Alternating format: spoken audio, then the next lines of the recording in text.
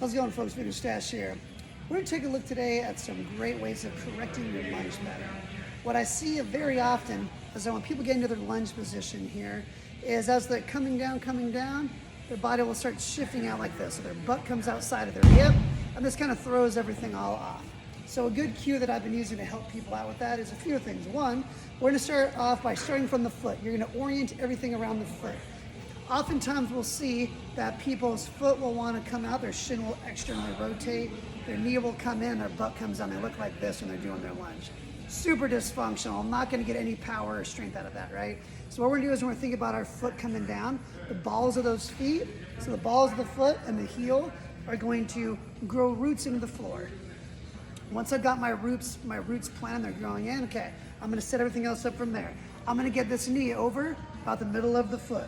I'm going to get this hip behind the knee. I'm not going to let it slip out. I'm going to keep it right there. So I've got all these things in line.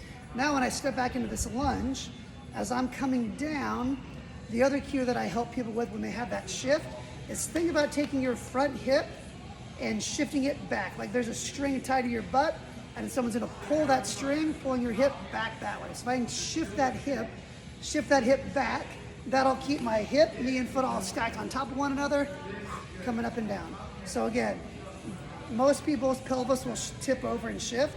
Our goal instead is to keep those hips level, rib cage down, so this is level.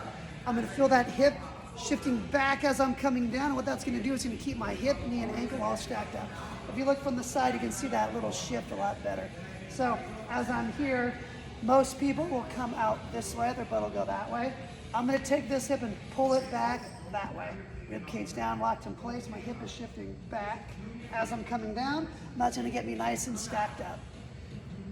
Now, on this one particularly, I'm having my knee coming towards my toes here about the middle of the foot. You can play around with shin angle depending on what you're trying to accomplish, but I think the biggest thing is that hip shift. Being able to keep those hips in line and orienting everything around from the foot.